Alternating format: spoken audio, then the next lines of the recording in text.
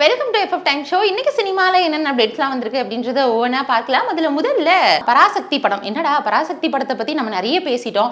பராசக்தி அப்படின்ற ஒரு டைட்டிலுக்கே வந்து நிறைய விமர்சனங்கள் எழுந்துச்சு. கடைசியா வந்து பராசக்தி அப்படின்ற ஒரு டைட்டில கொடுத்தாங்க. சரி, பெயருக்கு இவ்வளோ பெரிய சர்ச்சையாச்சே, முடிஞ்சிச்சு அப்படின்னு அப்பாடா அப்படின்னு இருக்கிற நேரத்துல மறுபடியும் வந்து புதுசா வந்து சில விஷயங்கள்லாம் வந்து கிளப்பிட்டு இருக்காங்க. என்ன அப்படின்னா, சென்னை அந்த மாதிரியான ஒரு ஏரியாக்கள்ல வந்து போஸ்டர்ஸ்லாம் வந்து ஒட்டிட்டு இருக்காங்க. பராசக்தி அப்படின்ற டைட்டில் வந்து யூஸ் பண்ணக்கூடாது அப்படின்ற மாதிரி.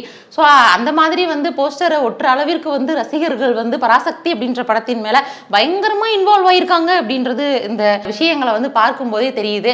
இது என்னடா புது பிரச்சனையா இருக்கு அப்படின்ற மாதிரி டீமுமே வந்து ஒரு மாதிரி குழப்பத்தில் இருக்காங்க அப்படின்னு தான் சொல்லணும். இந்த ரசிகர்களுக்காக வந்து அந்த பராசக்தி அப்படின்ற பட டைட்டில் மேல மறுபடியும் வந்து விமர்சனங்கள் எழுந்து ஏதாவது ஒன்று பெருசா கிரியேட் ஆகுமா, இல்லை இது இப்படியே சால்வ் ஆயிடுமா அப்படின்றத நம்ம பொறுத்திருந்து பார்க்கலாம். ஜனநாயகன் படத்தின் மேல ஒரு பெரிய எதிர்பார்ப்பு இருக்கு. விடாமுயற்சி ஒரு வழியா ரிலீஸ் ஆயிருச்சு. ஜனநாயகன் படம் தான் எப்படா வரும் அப்படின்ற ஒரு எக்ஸ்பெக்டேஷனை வந்து கிரியேட் பண்ணியிருக்கு. அதுலேயும் நான் இட்டால் அப்படின்னு போஸ்டர்லாம் வந்து ரிலீஸ் பண்ணி பயங்கரமாக ஹைப் பண்ணியிருந்தாங்க. இப்போ இந்த படத்தில் வந்து ஆக்ஷன் சீக்வன்ஸ் எல்லாமே வந்து மகாபலிபுரத்தில் வந்து எடுத்துட்டு இருக்காங்க.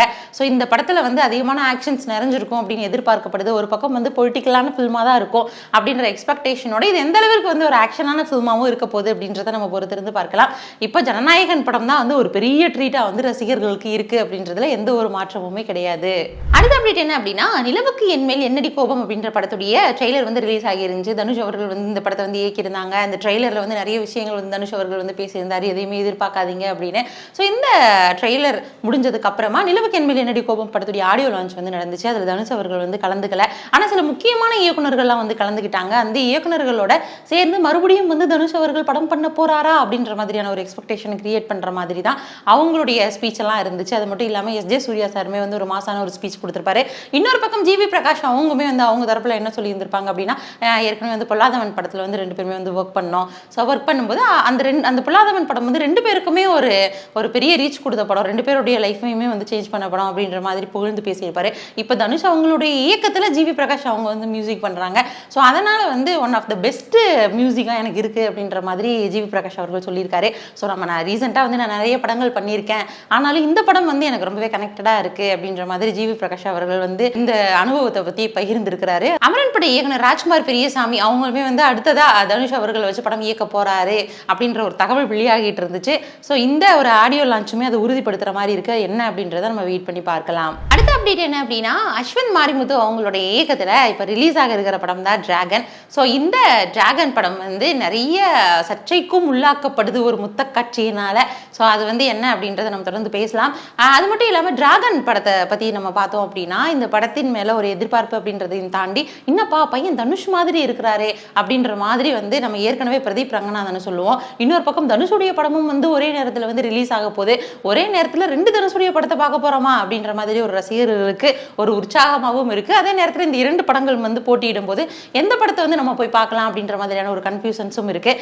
ஏன்னா அந்த அளவிற்கு வந்து டிராகன் படத்தில் வந்து ஜிவிஎம் நடிச்சிருக்கிறாங்க. இன்னொரு பக்கம் மிஸ்கின் அவங்களுடைய ஆக்டிங்ஸ் இருக்குது. இந்த படம் வந்து டான் 2வா அப்படின்ற மாதிரி கூட ஒரு சில தகவல்கள்லாம் இருந்துச்சு.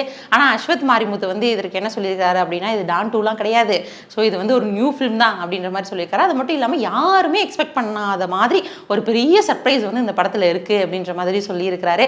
அந்த சர்ப்ரைஸை நாங்கள் இன்னுமே வந்து கொஞ்சம் கூட ரிவீல் பண்ணலை. நீங்கள் தியேட்டருக்கு வாங்க, அந்த சர்ப்ரைஸை பாருங்கள், என்ஜாய் பண்ணுங்க அப்படின்ற மாதிரி வந்து சொல்லியிருக்கிறாங்க. ஸோ இந்த டிராகன் படத்தை வந்து நம்ம திரையில் வந்து விரைவில் பார்க்கலாம். அடுத்த அப்டேட் என்ன அப்படின்னா, நம்ம ரீரிலீஸ் மூவிஸ்லாம் வந்து பயங்கரமாக விரும்பி பார்ப்போம். ஸோ அந்த வரிசையில் இப்போ ஒரு சூப்பரான ஒரு படத்தை வந்து இறக்க போகிறோம் அப்படின்ற மாதிரி சொல்லியிருக்காங்க. என்ன அப்படின்னா, தளபதி விஜய் அவங்களுடைய நடிப்பில் வந்து பயங்கர ஹிட் கொடுத்த மூவி தான் வந்து சச்சின். ஸோ இப்போ பார்த்தா கூட அந்த படத்தை வந்து ஃபர்ஸ்ட் பார்க்குற மாதிரி தான் எல்லாருமே ஃபீல் பண்ணுற மாதிரி அந்த படத்தை வந்து பார்ப்பாங்க. அந்த படத்தை வந்து மறுபடியும் ரீரிலீஸ் பண்ண போகிறாங்க அப்படின்ற மாதிரி சொல்லியிருக்கிறாங்க. இன்கேஸ் சச்சின் படம் வந்து ரீரிலீஸ் ஆனால் எத்தனை பேர் வந்து பயங்கர வெயிட் பண்ணி பார்ப்பீங்க அப்படின்றத கமெண்ட்ல சொல்லுங்கள். ரீசெண்டாக வந்து கில்லி படம்லாம் வந்து ரிலீஸ் ஆகி மக்கள்கிட்ட பயங்கரமாக வரவேற்பு அடைஞ்சிச்சு அப்படின்ற மாதிரி சொல்லலாம். அந்த வரிசையில் மறுபடியும் சச்சின் வந்தால் எத்தனை பேர் வந்து போய் பார்ப்பீங்க அப்படின்றத கமெண்ட்ல சொல்லுங்கள். விஜய் அவங்களுடைய இயக்கத்தில் இப்போ உருவாகி இருக்கிற படம் தான் அகத்தியா. ஸோ விரைவில் வந்து தியேட்டரில் ரிலீஸ் ஆக காத்துட்டு இருக்கு. ஸோ இந்த படத்தில் வந்து அர்ஜுன், ஜீவா மற்றும் ராசிகண்ணா போன்ற பலருமே வந்து நடிச்சிருக்காங்க. இப்போ இந்த படத்துடைய ட்ரெய்லரை வந்து ரிலீஸ் பண்ணியிருக்காங்க. ட்ரெய்லர் வந்து பார்க்கவே ரொம்பவே பயங்கரமா இருக்கு அப்படின்ற மாதிரி சொல்லலாம். ஏற்கனவே விஜய் அவங்களுடைய இயக்கத்தில் வெளிவந்த ஸ்ட்ராபெரி படமுமே வந்து ஒரு பேய் கதை மாதிரி தான் இருக்கும். ஸோ அந்த வரிசையில் இந்த படத்தையுமே வந்து ஒரு த்ரில்லரான ஒரு ஸ்டோரியாக தான் வந்து எடுத்திருக்கிறாங்க. ஸோ இந்த படத்துடைய ட்ரெய்லரே வந்து படத்தை ஈர்க்கிற அளவுக்கு தான் இருக்கு அப்படின்ற மாதிரி சொல்லலாம். அது மட்டும் இல்லாமல் யுவன் சங்கர் ராஜா சாருடைய மியூசிக் வந்து பயங்கரமா தெரிச்சிருக்கு இந்த ஒரு ஃபிலிமில் அப்படின்றது ட்ரெய்லரை பார்க்கும்போதே தெரியுது. அதுவும் ஒரு சித்த மருத்துவராக வர அர்ஜுன்லாம் வந்து இந்த படத்தில் வந்து எப்படி கலக்க போகிறாரு அப்படின்றத நம்ம வெயிட் பண்ணி தான் பார்க்கணும். ஸோ ஜீவா அர்ஜுன் அவங்களுடைய காம்போ வந்து இந்த படத்தில் எந்த அளவுக்கு வந்து ஒர்க் ஆக போகுது அப்படின்றத நம்ம பொறுத்திருந்து பார்க்கலாம். அடுத்த அப்டேட் என்ன அப்படின்னா 2018 அப்படின்ற ஒரு படம் வந்து மலையாளத்தில் வந்து ரிலீஸ் ஆகி மக்கள்கிட்ட அதிகமான வரவேற்பு அடைஞ்சிச்சு அப்படின்ற மாதிரி சொல்லலாம். ஏன்னா ஒரு ரியல் ஸ்டோரியை பேஸ் பண்ணி எடுக்கப்பட்ட படம் தான் வந்து அது படம் பார்க்குறோமா இல்லை ரியலாக பார்க்குறோமா அப்படின்ற ஒரு ஃபீலே வந்து இல்லாத அளவிற்கு அந்த படத்தை வந்து மேக் பண்ணியிருப்பாங்க. அது மட்டும் இல்லாமல் டொவினோ தாமஸ் அவங்களுடைய இறப்பு கூட அந்த படத்தில் வந்து பயங்கர ஃபீலிங்ஸை கொண்டு வரும். அது மட்டும் இல்லாமல் ஒருத்தருக்கு ஒருத்தர் வந்து எப்படி உதவணும், அந்த பெருவெள்ளத்தில் வந்து எப்படி வந்து மாட்டிக்கிட்டாங்க, அந்த சுச்சுவேஷனில் யாரெல்லாம் வந்து ஹெல்ப் பண்ணாங்க, அது மக்களுடைய வாழ்க்கையை எந்த அளவிற்கு பாதிச்சிச்சு, அது மட்டும் இல்லாமல் ஒவ்வொருத்தரையும் வந்து தனிப்பட்ட முறையில் என்னென்ன மாதிரியான பாதிப்புக்கு உட்பட்டவங்கெல்லாம் வந்து அந்த வெள்ளத்தில் மாட்டிக்கிறாங்க, இந்த மாதிரி பல விஷயங்களை வந்து அந்த படத்தில் வந்து காட்டியிருந்தாங்க. அந்த இடுக்கி டேமை திறந்து விடுறதுல ஆரம்பித்து அந்த படம் வந்து ஃபுல்லாக வந்து ட்ராவல் ஆகும். ஸோ அப்படி ஒரு டைரக்ஷனை கொடுத்த ஒரு டைரக்டர் தான் வந்து இப்போ ஆர்யா படத்தை வந்து இயக்குறோம் அப்படின்ற மாதிரி வந்து சொல்லியிருக்கிறாங்க. ஸோ ஏற்கனவே வந்து சிம்பு அவர்களை வச்சு அந்த டைரக்டர் வந்து படம் இயக்கிறதா இருந்துச்சு. ஆனால் இப்போ வந்து ஆர்யா வந்து அவருடைய இயக்கத்தில் வந்து படம் நடிக்க போறாரு அப்படின்ற மாதிரி சொல்லியிருக்காங்க. ஸோ இது வந்து எந்த அளவிற்கு உண்மை அப்படின்றது இனிமேல் தான் வரப்போகிற அப்டேட்ல வந்து நமக்கு தெரியும். ஸோ ஒருவேளை அப்படி ஆர்யா அவங்கள வச்சு எடுத்தாங்கன்னா அது என்ன மாதிரியான கதையாக இருக்க போகுது அப்படின்றத நம்ம அடுத்தடுத்து வந்து நம்ம தொடர்ந்து பார்க்கலாம். அடுத்த அப்டேட் என்ன அப்படின்னா சிவகார்த்திகேயன் அவங்களுடைய தயாரிப்பில் வந்து கனா அப்படின்ற படம் வந்து உருவாகி இருந்துச்சு. அது வந்து பயங்கரமாக ரீச் ஆச்சு அப்படின்னு சொல்லலாம். அந்த படம் ரீச் ஆனதோட அந்த படத்தில் நடித்த ஹீரோவுமே வந்து ரீச் ஆனாரு.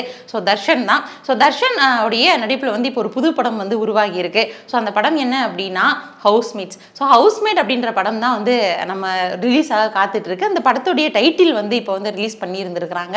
ஸோ ஹவுஸ்மேட்ஸ் அப்படின்னு சொல்லிட்டு வச்சிருக்கிறாங்க. இந்த படம் வந்து தர்ஷனுக்கு எந்த அளவிற்கு வந்து கை கொடுக்க போகுது அப்படின்றத நம்ம பொறுத்திருந்து பார்க்கலாம். இந்த மாதிரி ஒவ்வொரு நாளும் நிறைய அப்டேட்ஸ் வந்து சினிமாவில் வந்துட்டு இருக்கு. நம்மளும் தொடர்ந்து பேசிட்டு இருக்கோம். நம்ம இன்னும் தொடர்ந்து என்னென்ன விஷயங்கள்லாம் வருது அதை பற்றி தொடர்ந்து பேசலாம். அதுவரை இணைந்தே இருங்கள். இது Friday fact show by from Devika.